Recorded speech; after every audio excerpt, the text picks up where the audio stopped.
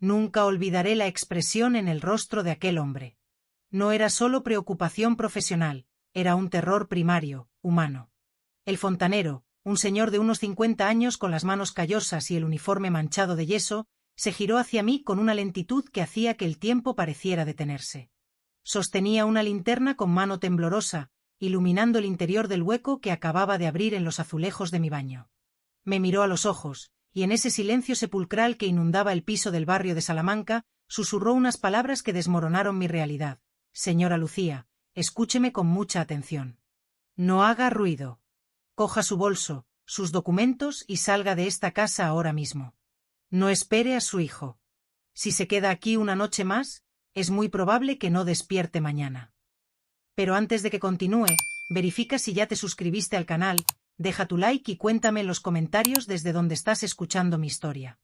Me gustaría mucho saber hasta dónde ha llegado.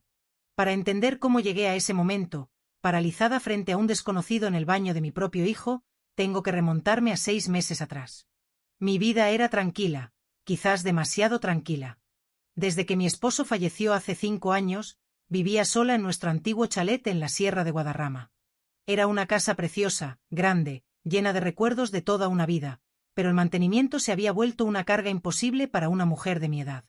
Los inviernos eran duros, la soledad se colaba por las rendijas de las ventanas y el jardín, que antes era mi orgullo, empezaba a verse descuidado.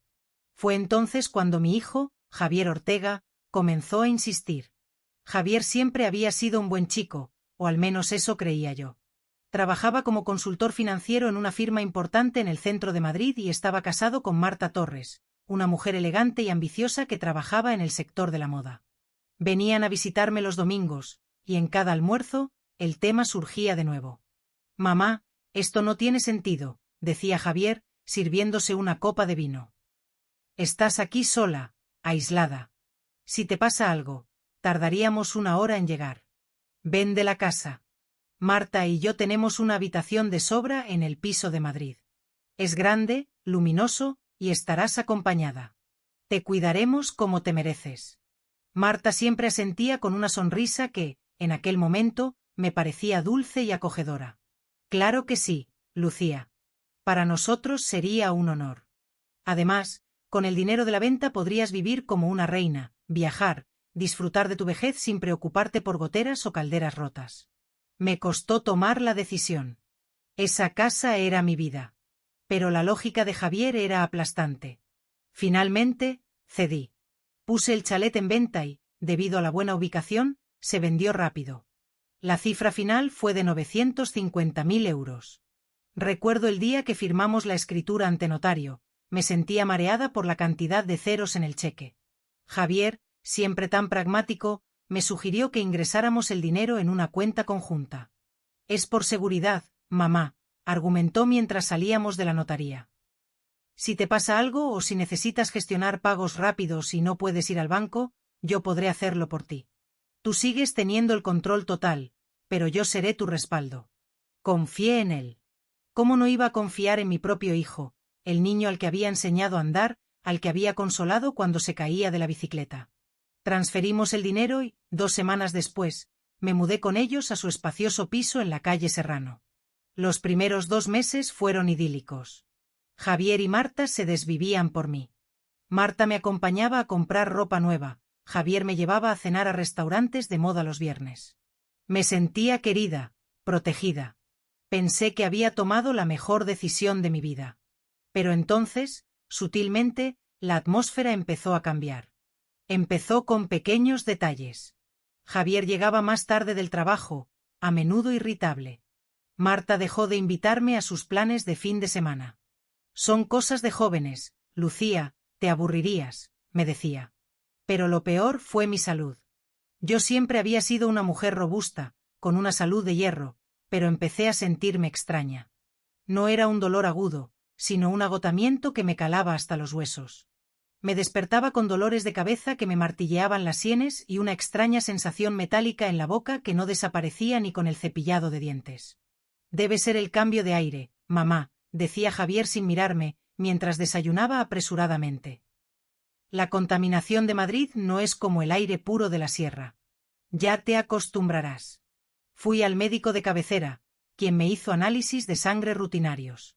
Todo parecía normal, quizás un poco de anemia, nada alarmante para mis 68 años. Me recetaron vitaminas, pero yo me sentía cada día peor. A veces tenía episodios de confusión, olvidaba dónde había puesto las gafas o qué día de la semana era. Empecé a pasar más tiempo en mi habitación, durmiendo largas siestas que no me reparaban el cansancio. Fue en una de esas tardes, mientras intentaba darme una ducha caliente para aliviar el dolor muscular, cuando lo vi. Justo encima de la ducha, en la esquina donde el techo se unía con la pared de azulejos, había una mancha oscura. Una humedad. Era pequeña, del tamaño de un plato de postre, pero desprendía un olor extraño, dulzón y rancio a la vez, que se intensificaba con el vapor del agua caliente. Esa noche, durante la cena, lo mencioné. Javier, hay una humedad en mi baño. Creo que hay una tubería rota. Huele bastante mal. La reacción de Javier fue casi imperceptible, pero ahora, mirando atrás, lo veo todo con claridad. Se quedó inmóvil con el tenedor a medio camino de la boca. Sus ojos se desviaron hacia Marta por una fracción de segundo. Marta, que estaba cortando un trozo de pescado, tensó la mandíbula. «Qué raro», dijo él finalmente, con una calma forzada. «Este edificio es antiguo, pero las tuberías se cambiaron hace poco. Lo miraré luego». Pero no lo miró. Pasaron 3 días y la mancha creció. El olor se volvió insoportable cada vez que abría el grifo del agua caliente. Me sentía cada vez más enferma, las náuseas eran constantes y empecé a tener dificultades para respirar por las noches. Volví a insistir. «Javier, por favor. Necesito que llames a un fontanero. No puedo respirar bien en ese baño». «Joder, mamá, qué pesada estás». Estalló él de repente, golpeando la mesa. Me quedé helada. Javier nunca me había hablado así. «Estoy hasta arriba de trabajo. Ya te he dicho que lo miraré el fin de semana. Deja de quejarte por una manchita de nada. Pareces una niña pequeña». Me fui a mi habitación conteniendo las lágrimas. Esa noche no dormí. Escuché susurros en el salón hasta altas horas de la madrugada. Discutían, pero en voz tan baja que no podía entender las palabras. Solo distinguí la voz de Marta, siseante y fría. ¿Y si lo descubre? Tenemos que tener cuidado, Javier. A la mañana siguiente, Javier y Marta se fueron a trabajar temprano. Me quedé sola en el piso, sintiéndome débil y vulnerable. Entré al baño y miré la mancha. Gotas de un líquido amarillento empezaban a rezumar por la grieta. No podía esperar más. Decidí desobedecer a mi hijo. Busqué en Google el número de un fontanero de urgencias en Madrid y llamé. «Dígame». «Buenos días. Necesito un fontanero urgente en la calle Serrano. Tengo una fuga en el baño que huele muy mal. Tengo una unidad cerca. En 20 minutos estoy ahí». Colgué el teléfono, sintiendo una mezcla de alivio y culpa por haber actuado a espaldas de Javier. No sabía que esa llamada acababa de salvarme la vida, y al mismo tiempo, acababa de condenar la imagen que tenía de mi familia para siempre. El timbre sonó exactamente 20 minutos después, rompiendo el silencio opresivo que reinaba en el apartamento. Me sobresalté, derramando un poco de la manzanilla que intentaba beber para calmar mis nervios. Corrí hacia la puerta, alisándome la falda y tratando de componer una expresión de normalidad, aunque por dentro me sentía como una intrusa en mi propia casa. Al abrir, me encontré con un hombre bajito, robusto, de unos 50 y tantos años, con el pelo gris peinado hacia atrás y un mono azul marino con el logotipo Fontanería Urgente Madrid bordado en el pecho. «Buenos días, señora». «Soy Antonio», dijo con una voz ronca pero amable, levantando una caja de herramientas metálica. «Me han pasado el aviso de una fuga en la calle Serrano». «Sí, por favor, pase», le indiqué, haciéndome a un lado. «Es al fondo del pasillo, la última puerta a la derecha». «Disculpe las molestias, sé que es una zona de difícil aparcamiento». «No se preocupe, estoy acostumbrado». «Madrid es una jungla», sonrió, pero su sonrisa se desvaneció en cuanto entró en el baño de mi habitación. Antonio frunció el ceño inmediatamente. Olfateó el aire como un sabueso. El olor dulzón y rancio que me había estado atormentando era más fuerte hoy, impregnando el vapor residual de mi ducha matutina. «Este olor», murmuró, dejando la caja en el suelo con un golpe seco. Esto no huele a bajante, señora. Ni a tubería de cobre oxidada. Huele a químico. Mi hijo dice que son las tuberías viejas del edificio, expliqué, sintiendo una punzada de vergüenza por tener que justificar a Javier ante un extraño. Antonio no respondió. Sacó una linterna potente y se subió a la taza del inodoro para examinar de cerca la mancha en el techo y la pared. Pasó los dedos por los azulejos húmedos, luego se los llevó a la nariz y reculó con una mueca de asco. Esto no es agua sucia. Es corrosivo. Mire cómo se está comiendo la lechada de las juntas. Señora, tengo que abrir esto. Necesito ver qué está pasando detrás de esa pared. Si es una tubería general, podría reventar en cualquier momento. Asentí, nerviosa. Haga lo que tenga que hacer. Solo, intente no hacer demasiado polvo. A mi nuera no le gusta el desorden. Antonio sacó un cincel y un martillo. Los primeros golpes resonaron en el baño como disparos, y mi corazón se aceleró pensando en que algún vecino pudiera llamar a Javier para quejarse del ruido. Observé cómo Antonio trabajaba con precisión, retirando primero un azulejo, luego otro. A medida que abría el hueco, el olor se volvió nauseabundo, llenando la pequeña estancia y haciéndome toser. De repente, Antonio se detuvo. El martilleo cesó abruptamente.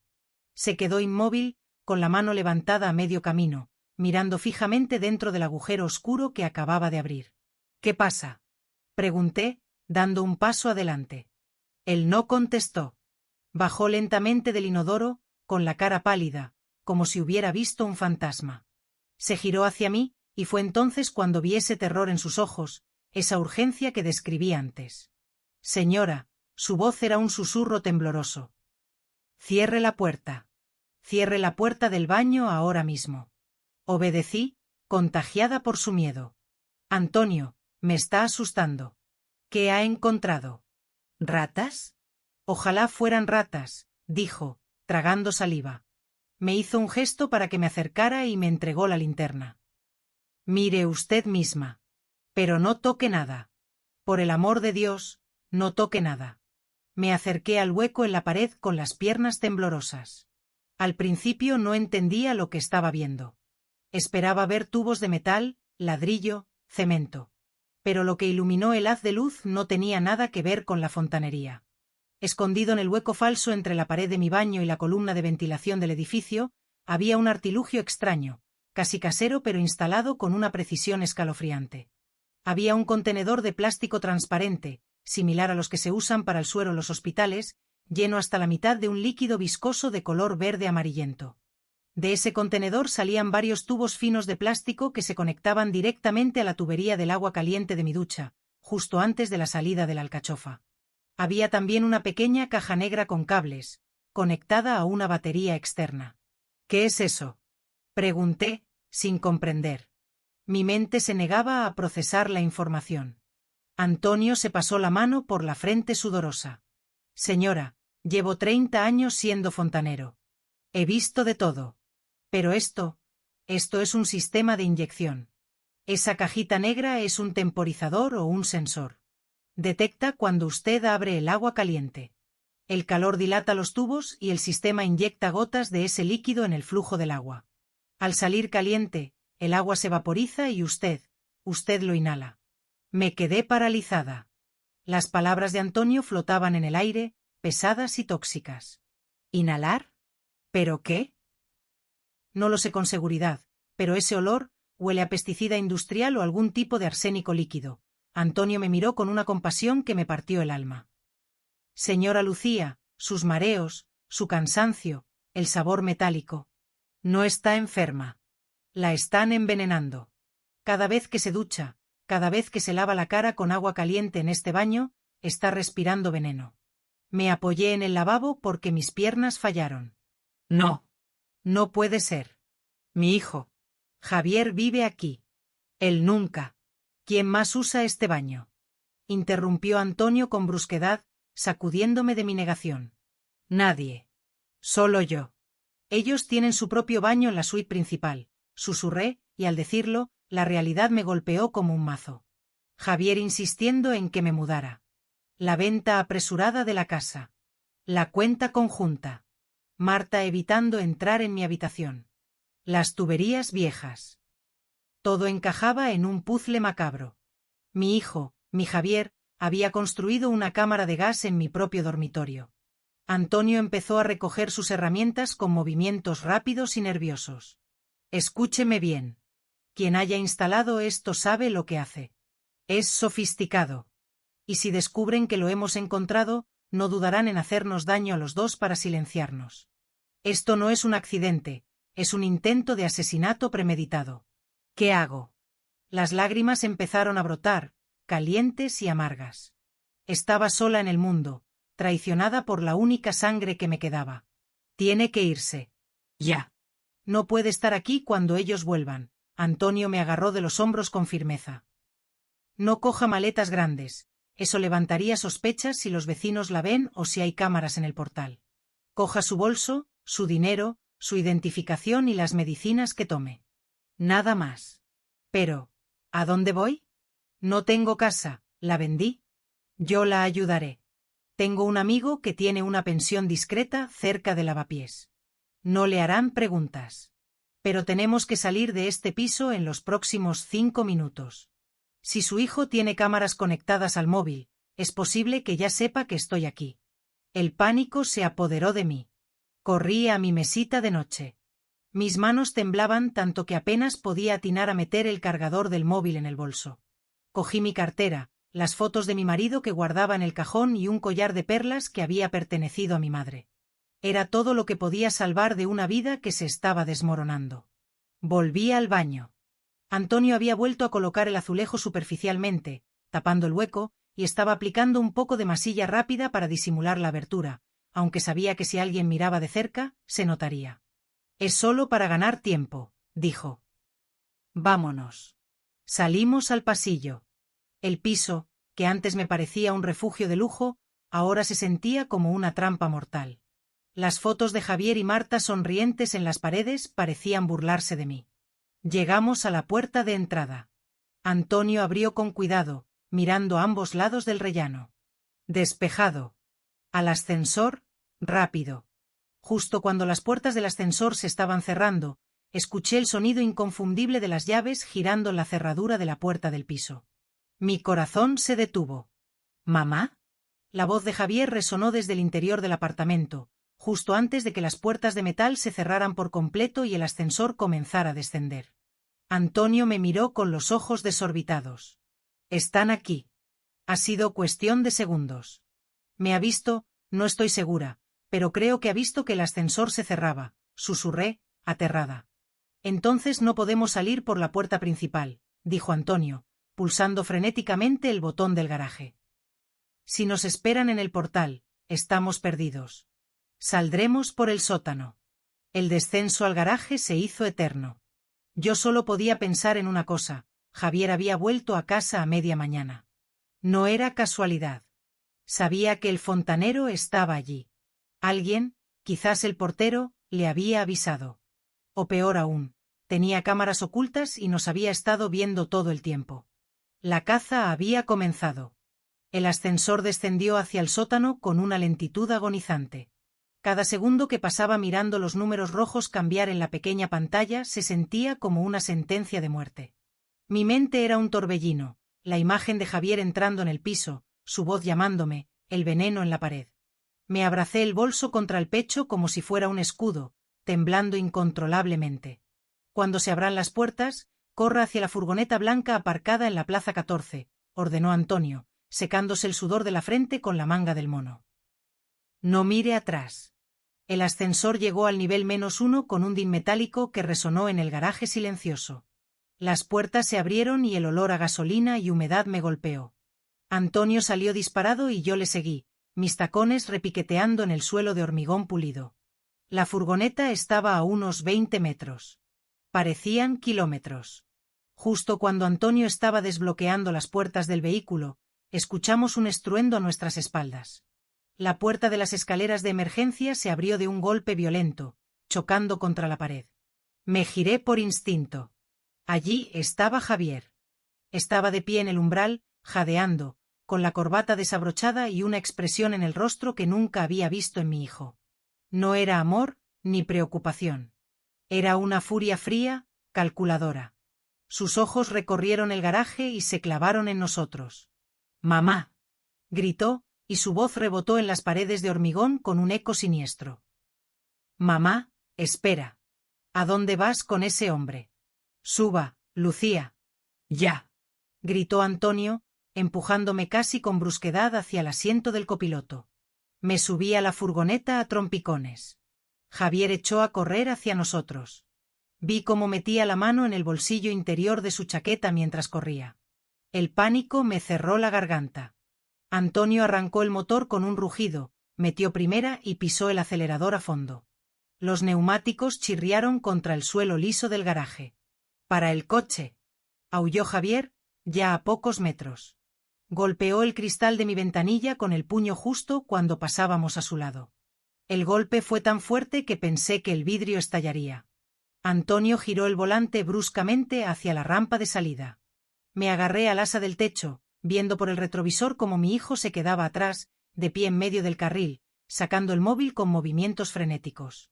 «¿Nos ha visto la matrícula?», pregunté con un hilo de voz. «Seguro que sí», respondió Antonio, con la mandíbula tensa, mientras subíamos la rampa hacia la luz del día. «Pero eso ahora no importa. Lo importante es que estamos fuera». Salimos a la calle Serrano, incorporándonos al tráfico denso del mediodía en Madrid. El sol brillaba, la gente caminaba tranquila por las aceras, los autobuses circulaban con normalidad. El contraste entre el terror que acabábamos de vivir en el subsuelo y la vida cotidiana de la ciudad era surrealista. Antonio condujo con habilidad, zigzagueando entre taxis y coches de lujo, alejándose lo más rápido posible del barrio de Salamanca. «¿A dónde vamos?», pregunté, intentando calmar mi respiración. «A Lavapiés. Allí las calles son estrechas, hay mucha gente. Es más fácil perderse», dijo Antonio sin apartar la vista de la carretera. «Y tengo que llamar a alguien. Conozco a un inspector de policía, un hombre de la vieja escuela, honesto. Diego Ruiz. Le debo un favor y él me debe otro. No podemos ir a una comisaría cualquiera y soltar esto sin pruebas sólidas más allá de unas fotos en mi móvil y un trozo de pared roto. Su hijo tiene dinero, señora Lucía. Y los abogados de la gente con dinero pueden hacer que parezca que yo soy un ladrón que la ha secuestrado a usted, una pobre anciana confundida». Sus palabras me helaron. Tenía razón. Javier era elocuente, respetable, exitoso. Yo era solo una viuda que últimamente olvidaba cosas. En ese momento, mi bolso comenzó a vibrar. Era mi móvil. La pantalla se iluminó con una foto de Javier sonriendo en mi último cumpleaños. «Es él», dije, sintiendo náuseas. «No conteste», advirtió Antonio. El teléfono dejó de sonar, pero inmediatamente volvió a empezar. Y otra vez. Y otra vez. Entonces llegó un mensaje de texto. Lo leí y sentí que la sangre se me iba de la cara. «Mamá, sé que estás con el fontanero. Sé que has visto lo del baño. No hagas ninguna estupidez. Tienes que tomar tus medicinas. Si no vuelves en 30 minutos, llamaré a la policía y diré que ese hombre te ha secuestrado. Tengo sus datos de la empresa. Piensa bien lo que haces». Me está amenazando. Leí el mensaje en voz alta, con la voz quebrada. Dice que me acusará de estar secuestrada. Antonio golpeó el volante con frustración. Maldito sea. Es listo. Está intentando controlar la narrativa antes de que nosotros hablemos. Señora Lucía, escúcheme. Tiene que contestar. Solo para ganar tiempo. Dígale que se ha sentido mal, que ha pedido al fontanero que la acerque a una farmacia o a un hospital. Hágase la confundida. Necesitamos media hora para llegar al hostal y hablar con Ruiz. Respiré hondo, intentando reunir el coraje que me quedaba. El teléfono sonó de nuevo. Deslicé el dedo para contestar. «¿Ese? ¿Sí?» Mi voz temblaba, no tuve que fingir. «Mamá». La voz de Javier cambió instantáneamente. Ahora sonaba preocupado, cariñoso, una actuación digna de un Oscar. «Dios mío, ¿qué ha pasado? ¿Por qué has huido así? Marta y yo estamos muy asustados. El portero dice que te vio salir corriendo con ese obrero». «Javier, yo», Me sentía muy mareada, mentí, cerrando los ojos. El olor, ese olor en el baño me estaba matando. Necesitaba aire.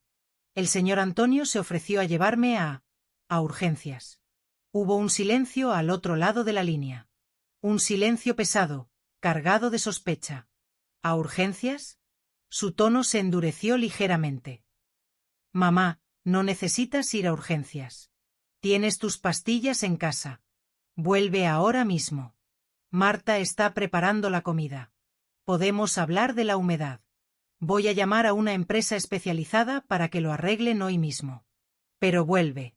No confíes en ese tipo, es un extraño. No puedo volver ahora, hijo. Me duele mucho la cabeza, insistí, sintiendo las lágrimas rodar por mis mejillas. Saber que me estaba mintiendo, que quería que volviera para seguir envenenándome, era un dolor más agudo que cualquier síntoma físico. Voy a ir al médico. No vayas al médico, gritó, perdiendo la compostura por un segundo. Mamá, escúchame. Si vas al hospital te van a ingresar y te dejarán sola. Nosotros te cuidamos mejor. Dime dónde estás.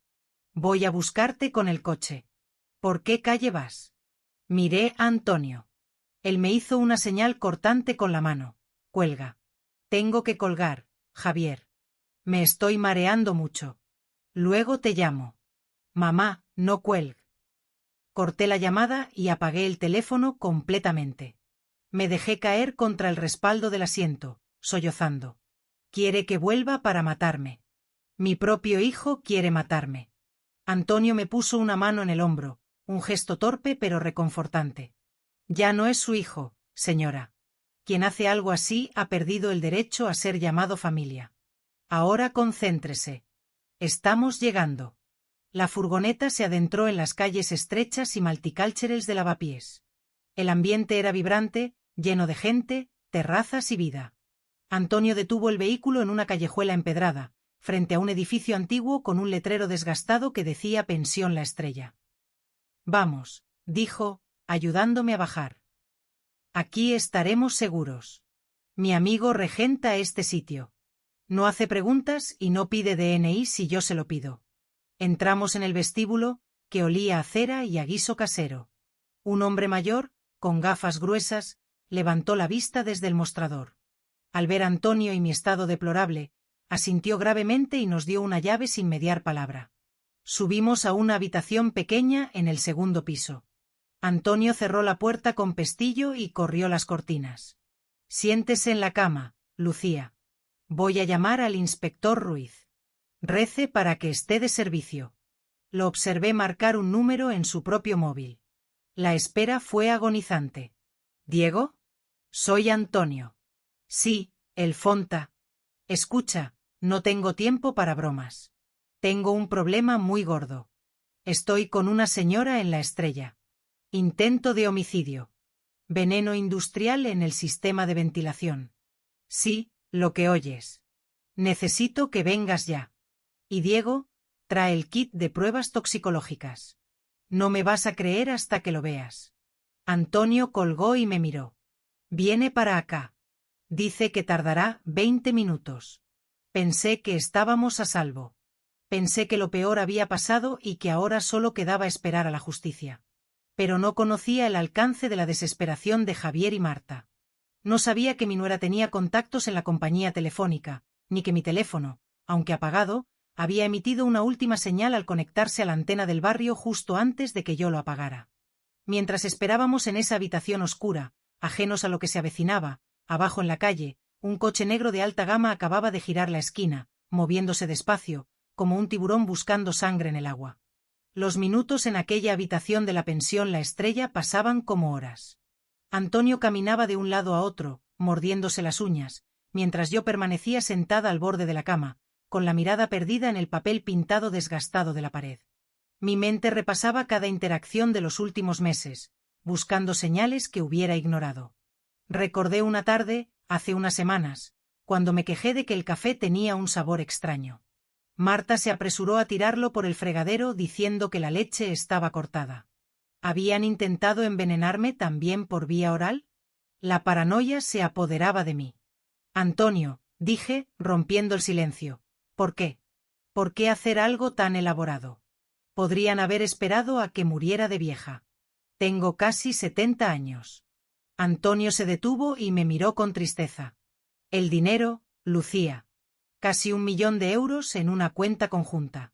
Si usted muere por causas naturales o una enfermedad respiratoria, el dinero pasa a ser de ellos automáticamente, sin impuestos de sucesiones complicados, sin testamentos impugnables. Y lo necesitaban rápido. Escuché rumores en el barrio. Se dice que su hijo tiene deudas de juego, o quizás inversiones de alto riesgo que salieron mal. La gente desesperada hace cosas monstruosas. En ese momento, llamaron a la puerta. 3 golpes secos. Antonio cogió una llave inglesa de su cinturón y se acercó sigilosamente. ¿Quién es? Soy Diego. Abre. Antonio abrió y entró el inspector Ruiz. Era un hombre alto, de unos 60 años, con una gabardina gris y un rostro curtido por años de ver lo peor de Madrid. No sonreía. Sus ojos oscuros escanearon la habitación, deteniéndose en mí. Buenas tardes, señora Ortega. Antonio me ha contado una historia increíble por teléfono. Espero que tengan pruebas, porque acusar a un ejecutivo de la calle Serrano de intento de homicidio no es algo que se tome a la ligera. Antonio sacó su móvil. Mira esto, Diego. No me digas que esto es fontanería estándar. El inspector cogió el teléfono y pasó las fotos que Antonio había tomado dentro de la pared. Se ajustó las gafas. Su expresión escéptica cambió lentamente a una de profunda preocupación. Madre mía, murmuró. Esto es un dosificador peristáltico. Se usa en laboratorios o acuarios para dosificar líquidos con precisión. Conectado a la toma de agua caliente. El vapor actuaría como un aerosol. Es ingenioso. Y macabro. Se acercó a mí y me tomó el pulso. Luego me examinó los ojos con una pequeña linterna médica que sacó del bolsillo. Pupilas dilatadas, pulso irregular. Señora, ¿siente hormigueo en las extremidades? Sí, en los dedos de las manos y los pies, respondí con voz débil. Arsénico o tal vez algún compuesto de talio. Necesitamos llevarla a un hospital para un análisis de toxicología inmediato. Pero no podemos ir a uno público cualquiera, si su hijo la está buscando. Podría tener contactos o estar vigilando las urgencias de la zona. Mi hijo, la palabra se me atragantó. Me envió un mensaje. Dijo que llamaría a la policía para denunciar un secuestro si no volvía. Ruiz asintió gravemente. Es una táctica común. Intentan desacreditar a la víctima antes de que hable. Pero con estas fotos y su testimonio, tengo suficiente para solicitar una orden de registro de emergencia. Sin embargo, eso tardará unas horas. Hasta entonces, usted está en peligro. De repente, se escuchó un alboroto en la planta baja. Voces alzadas. Una voz, en particular, hizo que se me helara la sangre. Le digo que he visto su furgoneta aparcada fuera. Gritaba alguien en la recepción. Sé que están aquí. Ese fontanero ha secuestrado a mi madre. Soy Javier Ortega, exijo que me dejen subir. Antonio se puso pálido. Ha encontrado la furgoneta.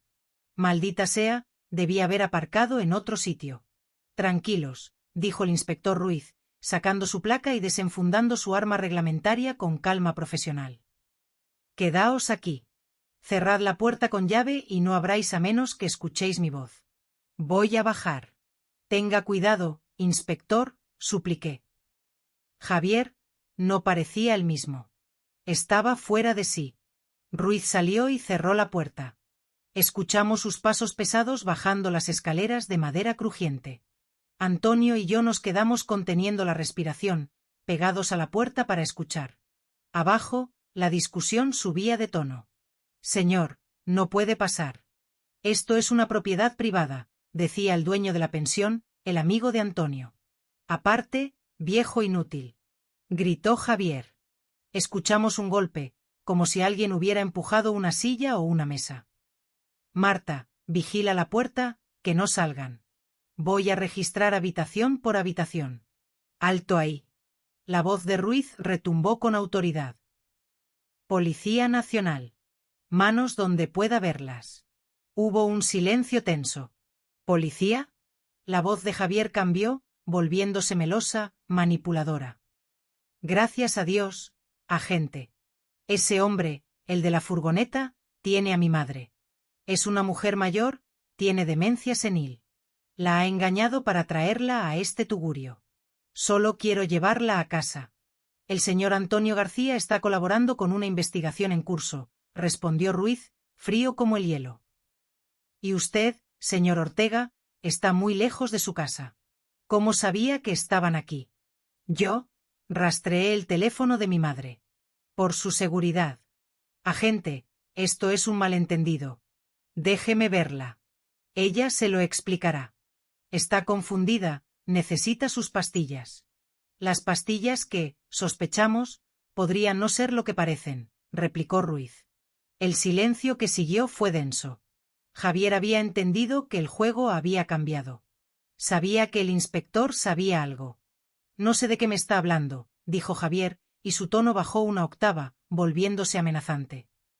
Si no me deja pasar, llamaré a mi abogado. Esto es obstrucción. Usted no sabe con quién se está metiendo. Y usted no sabe que está bajo sospecha de intento de homicidio. Dese la vuelta y ponga las manos en la pared. Ahora. Escuchamos un forcejeo. Suéltame. Gritó Javier. Marta, arranca el coche. Quieto. Gritó Ruiz. Se oyó un disparo. Antonio y yo gritamos al unísono. Me tapé los oídos, deslizándome hasta el suelo, temblando incontrolablemente. ¿Habían disparado al inspector? ¿A mi hijo? El caos se desató en la planta baja. Gritos, pasos corriendo, la puerta de la calle abriéndose y cerrándose violentamente. Segundos después, pasos rápidos subieron la escalera. Alguien golpeó nuestra puerta. Abrán. Soy Diego. Antonio abrió con manos temblorosas. El inspector Ruiz estaba allí, guardando su arma. Estaba ileso, pero furioso. Ha escapado. Hubo un forcejeo y logró empujarme contra el mostrador.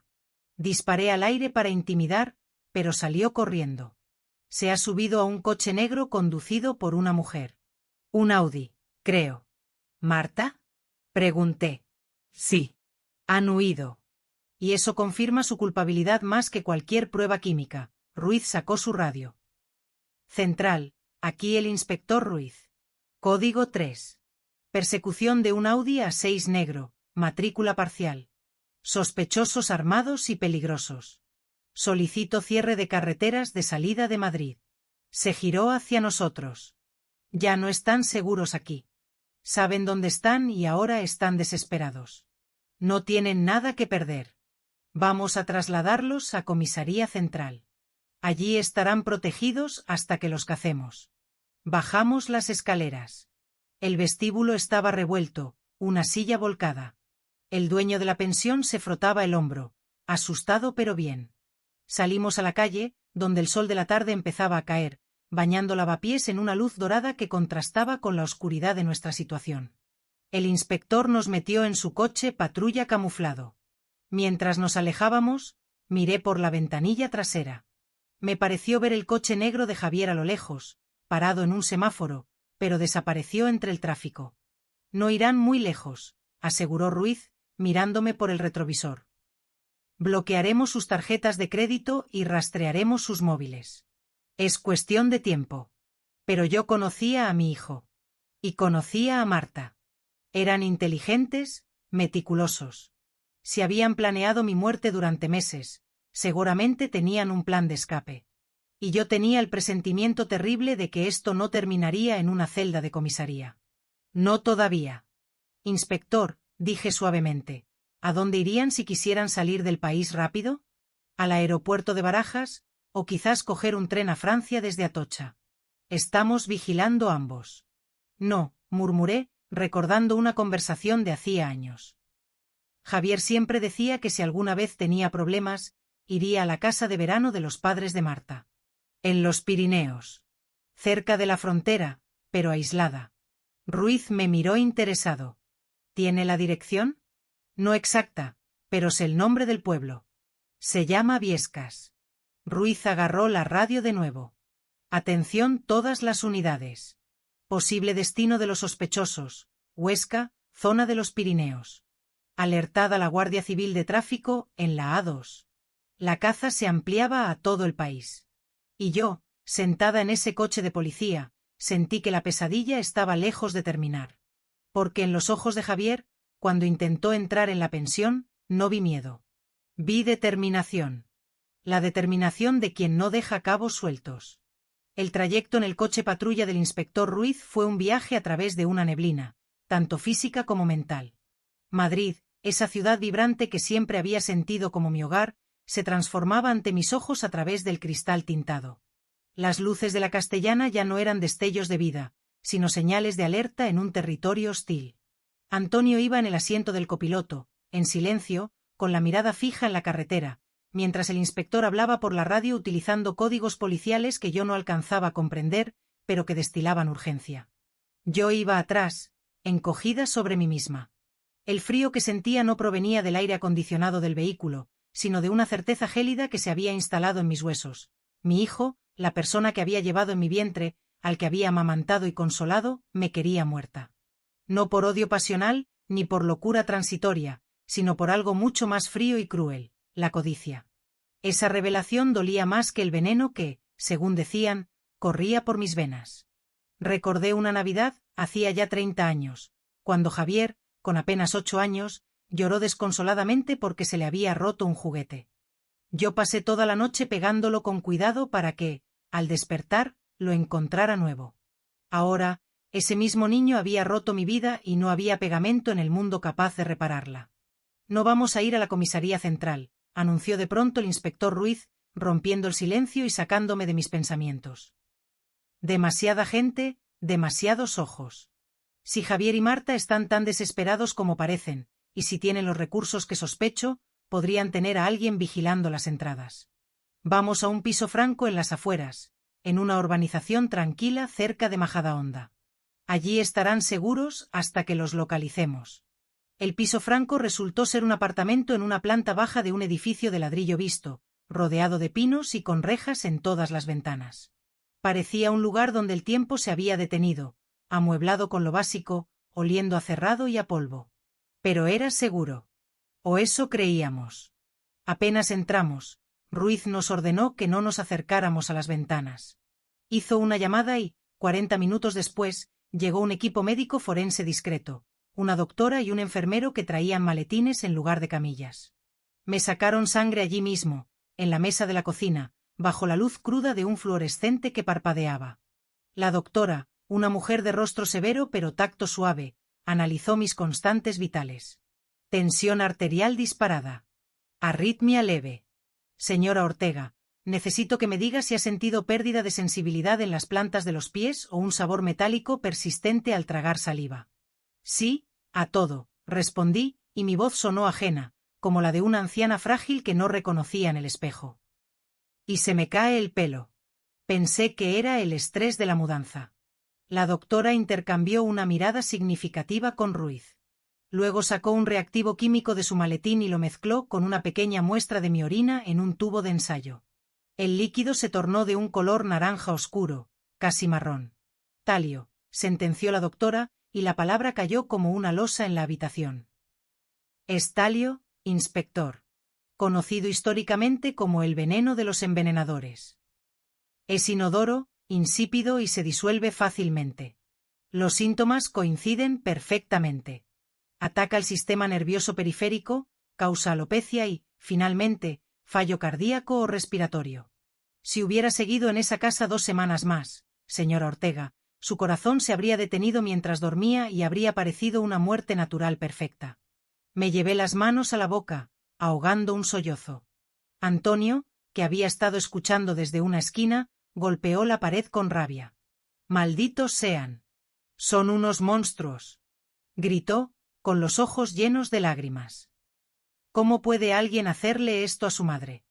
El inspector Ruiz, sin embargo, permanecía imperturbable, centrado en la caza. El talio es difícil de conseguir hoy en día. Está muy controlado. Si Marta Torres lo consiguió, significa que planearon esto con mucha antelación y posiblemente recurrieron al mercado negro o a proveedores industriales extranjeros. Esto confirma la premeditación y alevosía. Ya no es un intento de homicidio, es una conspiración criminal. En ese momento, el teléfono del inspector sonó. Lo cogió inmediatamente. Ruiz. Informe. Escuchó durante unos segundos y su expresión se oscureció. ¿Seguro? ¿A qué hora? Entendido. Enviada la científica. Quiero huellas, quiero fibras, quiero todo. Colgó y se giró hacia nosotros. La gravedad en su rostro era aterradora. ¿Han encontrado el Audi? ¿Los han atrapado? Pregunté con un hilo de esperanza. No. El coche apareció ardiendo en un descampado cerca de San Fernando de Henares. Lo quemaron para borrar huellas. Pero las cámaras de tráfico de la zona captaron algo antes de que abandonaran el vehículo. Robaron otro coche a punta de navaja a un conductor de VTC. Un Ford Mondeo gris. Pero lo preocupante no es eso, Lucía. El inspector se acercó a la mesa y desplegó un mapa de Madrid que sacó de su maletín. San Fernando está al este. La carretera de Barcelona, la A2, va hacia Zaragoza y luego a los Pirineos, hacia Biescas, como usted sugirió. Pero el robo del segundo coche fue en dirección contraria. Volvieron a entrar en la M30. Sentí un escalofrío que me recorrió la columna vertebral. ¿Están volviendo? No están huyendo, Lucía. La están cazando, dijo Ruiz con una brutal honestidad que agradecí y temí al mismo tiempo. Javier sabe que sin su testimonio, el caso se basa en pruebas circunstanciales que un buen abogado podría intentar desestimar alegando contaminación de la escena por el fontanero. Pero si usted declara, si usted cuenta lo del mensaje, lo de la llamada, lo del baño, están acabados. Ellos lo saben. Su prioridad ahora mismo no es escapar a Francia, es silenciarla a usted. El pánico se apoderó de mí. Miré las rejas de las ventanas. Lo que antes me parecía protección, ahora me parecía una jaula. ¿Saben dónde estamos? No deberían, dijo Ruiz, aunque noté una duda en su voz. Este piso es seguro. Nadie fuera de mi unidad de confianza conoce esta ubicación.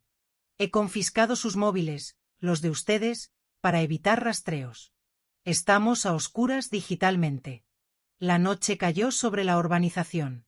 La lluvia empezó a golpear los cristales, una tormenta de verano típica de Madrid, violenta y ruidosa. Los truenos retumbaban haciendo vibrar el suelo. La doctora se marchó escoltada por 2 agentes, dejándome medicación para contrarrestar los efectos inmediatos del veneno y estabilizar mi corazón. Nos quedamos Antonio, Ruiz y yo, acompañados por un joven agente llamado Marcos que hacía guardia en la puerta principal con una escopeta. Cenamos unos sándwiches fríos en silencio. El reloj de la pared marcaba las 11 de la noche. Cada ruido de la calle, cada coche que pasaba, me hacía saltar. Intente descansar un poco, Lucía, me dijo Antonio con suavidad. Yo me quedaré despierto. No cerraré los ojos. Me tumbé en el sofá del salón, tapada con una manta áspera. Cerré los ojos, pero el sueño era imposible. Imágenes de Javier se agolpaban en mi mente, su primera comunión, su graduación, el día de su boda con Marta. Marta, con su vestido de diseño y esa sonrisa que nunca llegaba a sus ojos. ¿Cómo no lo vi antes? ¿Cómo pude estar tan ciega? El amor de madre es una venda muy gruesa, pensé con amargura. De repente, las luces del apartamento parpadearon. 1 vez. 2 veces. Y luego, todo se sumió en la oscuridad absoluta. ¿Qué ha pasado? Pregunté, sentándome de golpe en la oscuridad. Quietos. Susurró Ruiz con fuerza. Escuché el sonido metálico de su arma al cargarse. Marcos, informe de situación. Se ha ido la luz en todo el bloque, inspector, respondió el agente desde la puerta, con voz tensa. Parece un corte general. Oh. No terminó la frase. Un sonido sordo, como un golpe seco y ahogado, provino del exterior, cerca de la entrada del edificio. Luego, silencio. Solo la lluvia golpeando. Marcos, ¿qué ves? Preguntó Ruiz por el walkie-talkie. Solo hubo estática. Marcos. Antonio se acercó a mí en la oscuridad y me agarró del brazo. Su mano temblaba, pero su agarre era firme. Venga conmigo, Lucía. Vamos a la habitación más alejada. Al baño no, no tienen ventanas. Están aquí, susurré, y el terror era tan puro que apenas podía respirar. ¿Cómo nos han encontrado? Tecnología, masculló Ruiz, moviéndose hacia la ventana y mirando a través de las lamas de la persiana. Marta trabajaba en una empresa con acceso a bases de datos de geolocalización de flotas. Si el coche patrulla en el que vinimos tenía el GPS activo, maldita sea, subestimé sus recursos. Pensé que eran codiciosos, no profesionales. Un cristal se rompió en la parte trasera del apartamento, en la cocina. El ruido fue estruendoso en medio del silencio del piso. «Han entrado», gritó Ruiz. «Antonio, métete en la habitación con ella y atranca la puerta. Yo cubriré el pasillo». Antonio me arrastró hacia el dormitorio principal. Entramos y él empujó una pesada cómoda contra la puerta. Yo me agazapé en la esquina más oscura, entre la cama y la pared, abrazando mis rodillas.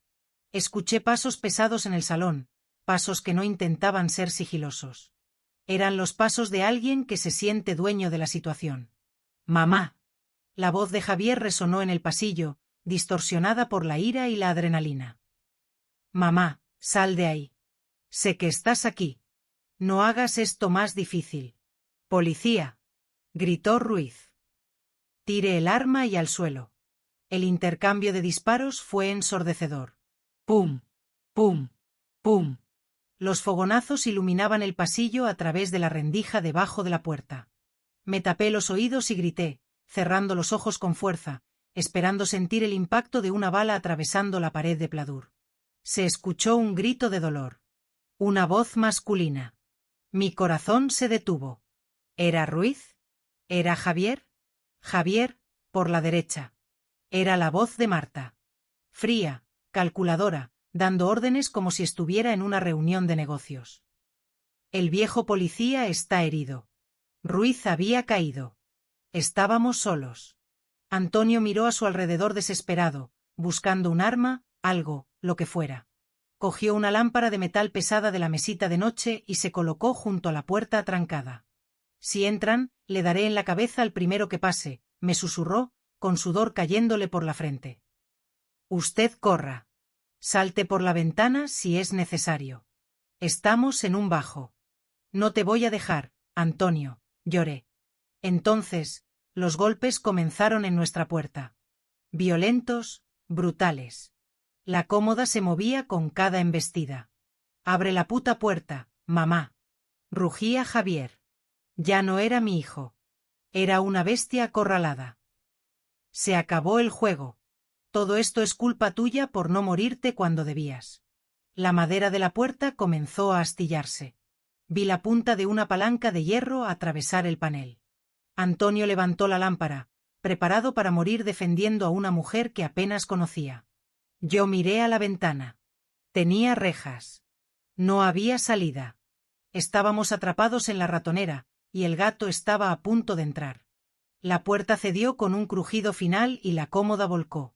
Una silueta se recortó en el marco de la puerta, iluminada por los relámpagos de la tormenta. Era Javier. Llevaba una pistola en una mano y la palanca en la otra. Su ropa estaba empapada, su pelo pegado a la frente, y sus ojos eran dos pozos negros de odio absoluto.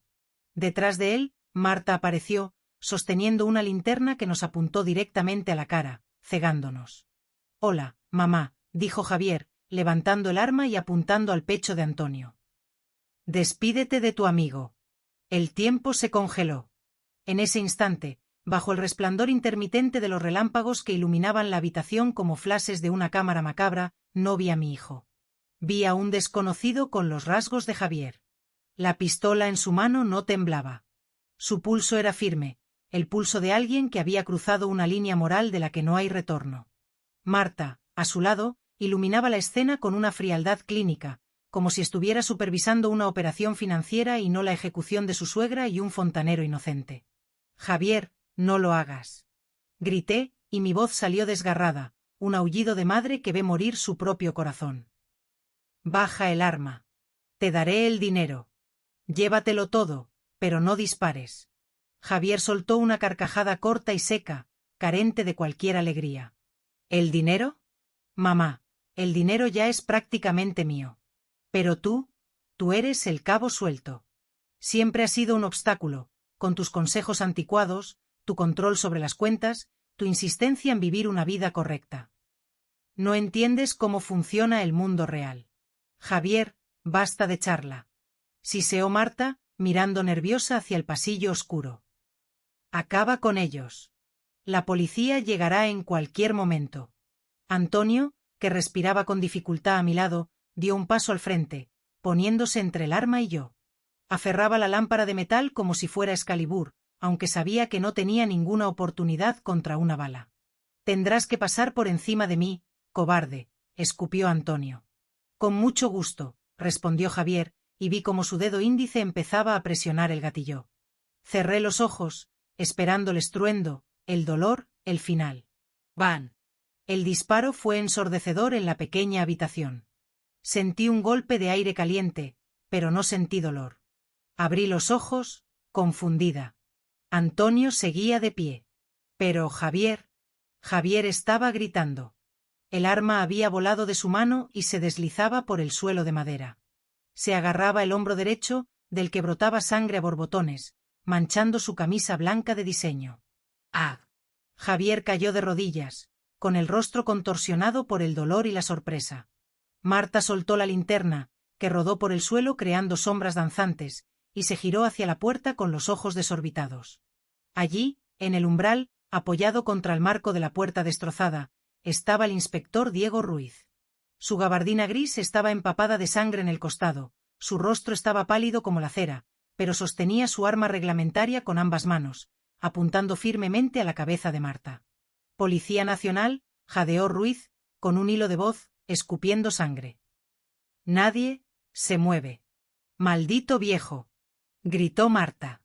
Por un segundo, pareció que iba a intentar abalanzarse sobre él para quitarle el arma, aprovechando su debilidad. Pero entonces, el sonido de sirenas inundó el mundo. No una ni dos, sino docenas. El destello de luces azules y rojas comenzó a rebotar contra las paredes a través de las persianas, mezclándose con los relámpagos. Se escucharon frenazos, golpes de puertas de coches y voces amplificadas por megáfonos. «Esto es la policía. Rodeen el edificio. Salgan con las manos en alto». La realidad golpeó a Marta. Su arrogancia se desvaneció instantáneamente, reemplazada por el terror de una rata atrapada. Levantó las manos lentamente, temblando. Javier, en el suelo, gemía, mirando su propia sangre con incredulidad, como si no pudiera concebir que él, Javier Ortega, pudiera ser herido. En segundos, un equipo del GEO, Grupo Especial de Operaciones, vestidos de negro táctico y armados con fusiles de asalto, irrumpió en el apartamento rompiendo las ventanas y entrando por el pasillo. «¡Al suelo! ¡Todos al suelo!». Antonio soltó la lámpara y se tiró al piso, cubriéndome con su cuerpo por instinto.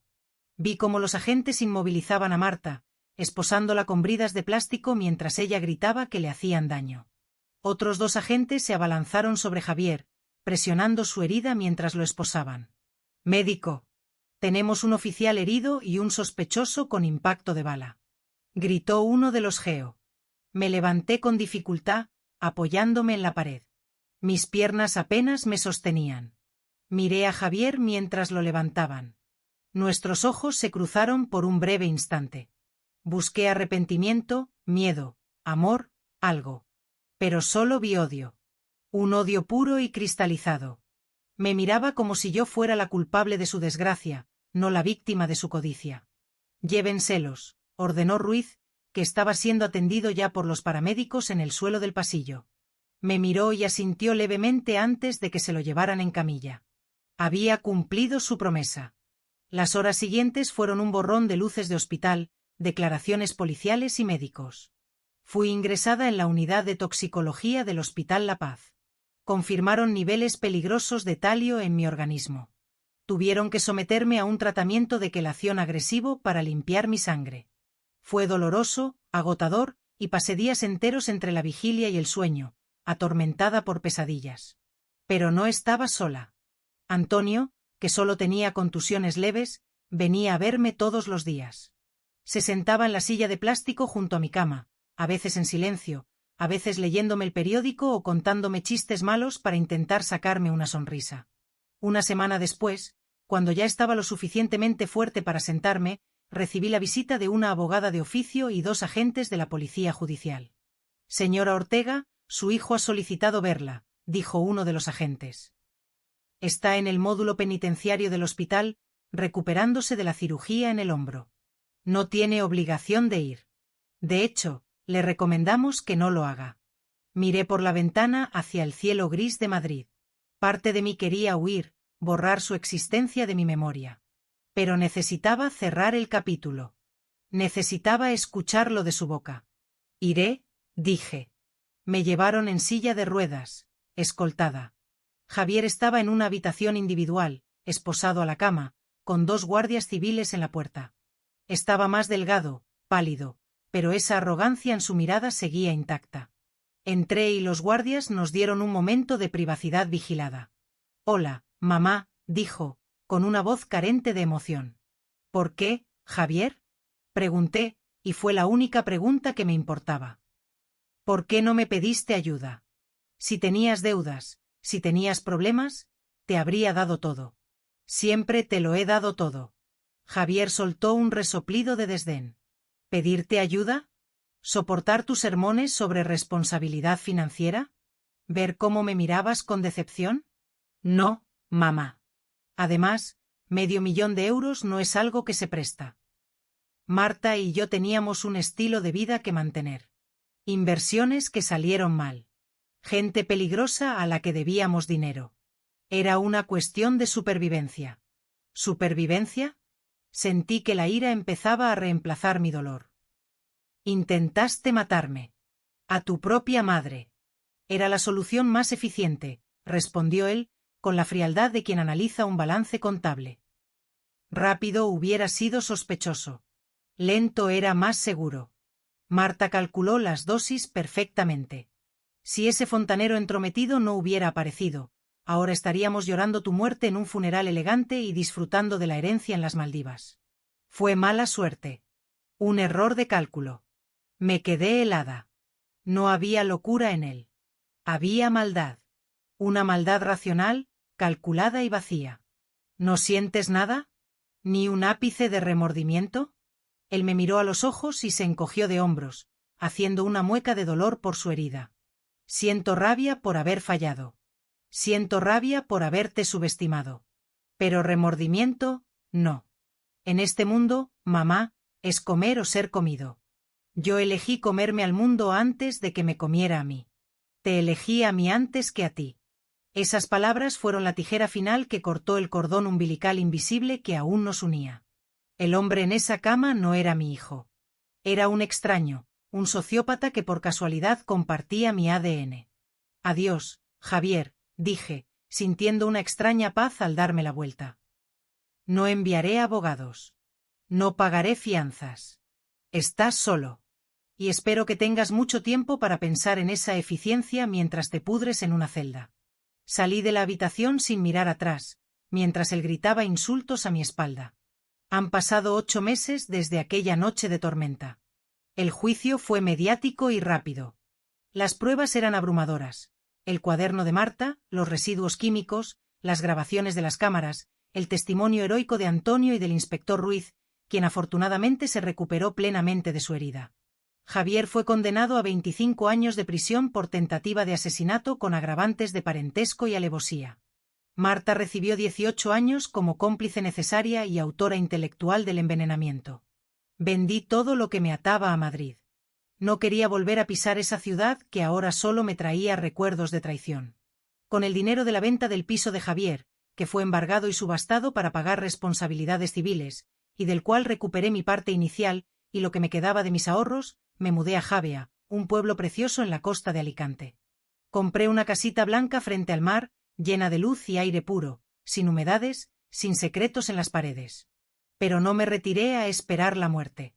Con el resto del dinero, creé la Fundación Lucía, una organización dedicada a ayudar a personas mayores que sufren abuso económico y físico por parte de sus familiares.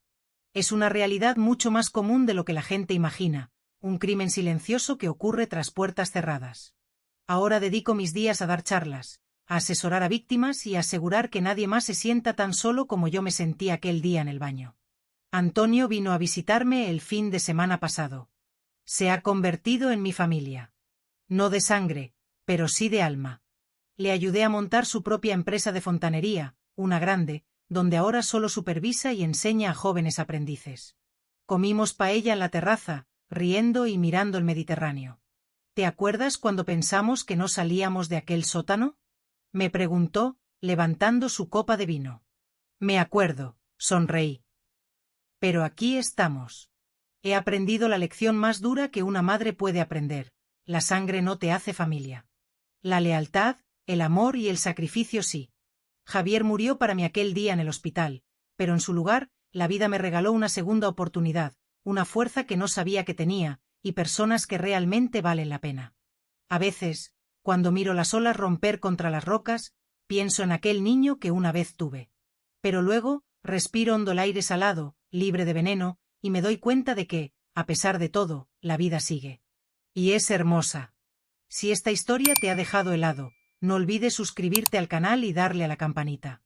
Déjame en los comentarios qué harías tú en mi lugar. Y recuerda, a veces, los monstruos no están debajo de la cama, están cenando contigo en la mesa.